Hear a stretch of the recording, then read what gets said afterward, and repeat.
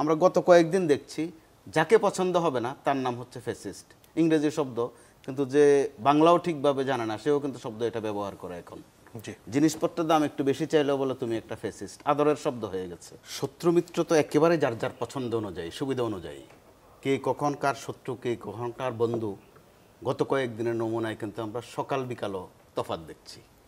একই সময়ে যখন প্রধান উপদেষ্টার জন্মদিনের শুভেচ্ছা আসে দলের বিএনপির উচ্চ পর্যায় থেকে, একই দিনে আবার প্রধান উপদেষ্টাকে একটা কবিতা লেখার শিরোনাম সহ বলে দেওয়া হয় সংঘর্ষ করে, কিন্তু অর্থাৎ মনোজাগতিক বিষয়। একই সময়ে যখন এনসিপি বলে তাদেরও বেদনা আছে, বেদনার থেকে তারা বলছে যদি ঘোষণাপত্র দিতে ব্যর্থ হয় সরকার অথবা দেরি হয় তারা নিজেরাই ঘোষণাপত্র দিয়ে দেবে। একই সময়ে আপনি বিএনপির দিক থেকে কথা এসেছে যে নির্বাচন দিতে যদি দেরি হয় তারা নিজেরাই নির্বাচন ঘোষণা করে দেবে। আপনি দেখেন মনোজাগতিক বিষয়গুলো কিন্তু বন্ধু, বড় একই সুরে কথাবার্তা, কিন্তু এগুলো দিয়ে যেটা হচ্ছে তারা কিন্তু যার যার জায়গা থেকে নিজেদেরকে পরস্পরের প্রতি শত্রুতা প্রমাণ করছেনই, নিজেরাও কিন্তু দুর্বল হচ্ছেন, প্রশ্নবিদ্ধ হচ্ছেন। তো এখানে মতামতের বিষয় এসেছে, যেটা মত অথবা দ্বিমত, এখন আরেকটা শব্দ ঐক্যমত বা ঐক্যমত্য। তো এখানে কার মতের সাথে কে একমত হবে?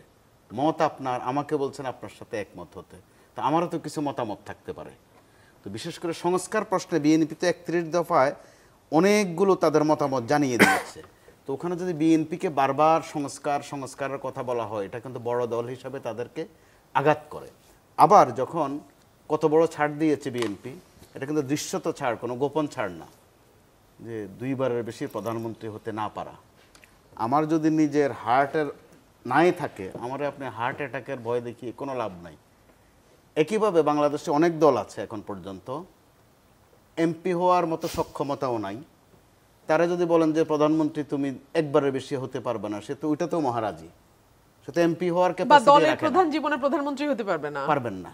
তো ওই ক্ষেত্রে এগুলো আলাপের জন্য ভালো, কিন্তু বাস্তবতা যে বিদ্যমান ব্যবস্থা, আমাদের প্রথাগত কিছু বিষয় কিন্তু অগ্রাহ্য করার কোনো সুযোগ নেই। আমি শত্রুতার শব্দটা ব্যবহার করেছি এই কারণে, বিগত যাদেরকে ফ্যাসিস্ট বলতাম অর্থাৎ আওয়ামী লীগ, তারা আপনাদেরকে যে ভাষায় কথা বলছে বা আপনারাও যে ভাষায় হুমকি ধমকি দিয়েছেন, কামিয়াবি হয়েছেন। এখনও বিএনপির সাথে আপনাদের কিন্তু কথাবার্তার খুব একটা তফাৎ হচ্ছে না, আক্রমণ কিন্তু পাল্টা আক্রমণ দুদিক থেকে আসছে। তো বিএনপি কিছু কিছু জায়গায় যেমন উদারতার পরিচয় দিয়েছে, বিএনপি যদি বলে বসতো যে আমরা তো 31 দফা দিয়েই রাখছি, আমরা এখন আর বারবার এই মতামত ঐক্যমতের এত আলোচনা করব না, আপনি কি করতে পারতেন? বিএনপি কিন্তু ওই পথে যায়নি। অথবা বিএনপি যদি এমন করে আপনাদেরকেও টার্গেট করে বলে বসতো যে আপনাদের তো এখনও নিবন্ধনে নেই, আপনাদের সাথে আমরা বসবই না আলোচনায়, বিএনপি কিন্তু ওই নিষ্ঠুরতায় যায়নি।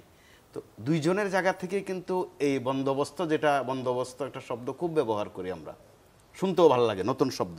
এই সংস্কার, ঐকমত্য, এগুলো কিন্তু পুরনো শব্দ। এগুলো যখন বিএনপির মতো বড় দল মনে করে তাদের কিন্তু কলিজায় আঘাত লাগে। একসময় সংস্কার বলে বিএনপি কিন্তু ভেঙে দেওয়া হয়েছিল প্রায়। একসময় ঐকমত্য বলে আওয়ামী লীগ 96 সালে এই শব্দটা ব্যবহার করেছিল বেশি।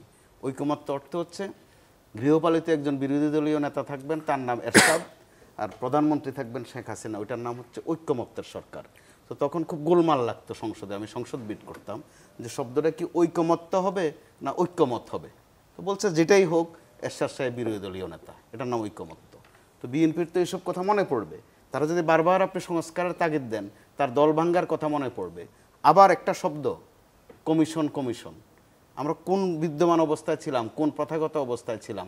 এত কমিশন বারবার উচ্চারণ করলেও কিন্তু আমাদের প্রথাগত রাজনৈতিক দলগুলো যাতে অভ্যস্ত, ওরা কমিশন বলতে পার্সেন্টেজ বোঝে, 5% না 10%। আপনি বারবার এইসব শব্দ কিন্তু সামনে আনলেও যারা অভিজ্ঞ, যারা দেখেছে, তাদের জন্য কিন্তু এগুলো কষ্টদায়ক হয়। এখন যারা এইসব শব্দ উচ্চারণ করছেন, বেশি বেশি দেন দরবার করছেন, বিএনপির দিক থেকে কিন্তু বিস্ফোরণগুলো ঘটে যাচ্ছে একটু একটু করে। হাসি মুখেও বলে ফেলছে যে সংস্কারের চেয়ে খানাপিনাটা একটু বেশি হয়। তো এগুলো কিন্তু হয়তো হাসতে হাসতে সালাউদ্দিন সাহেব বলেছেন, কথা মারাত্মক কঠিন।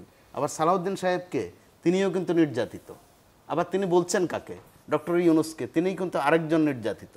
আমি ওই সব বিষয়টা মেন করতে চাচ্ছিলাম যে পরস্পরের প্রতি আপনাদের এই মুহূর্তে যে শ্রদ্ধাবোধ বা যে সম্পর্ক, যে মাত্রায় সম্বোধন করছেন, এটা কারোর জন্য কিন্তু সম্মানেরও না, নিরাপদেরও না।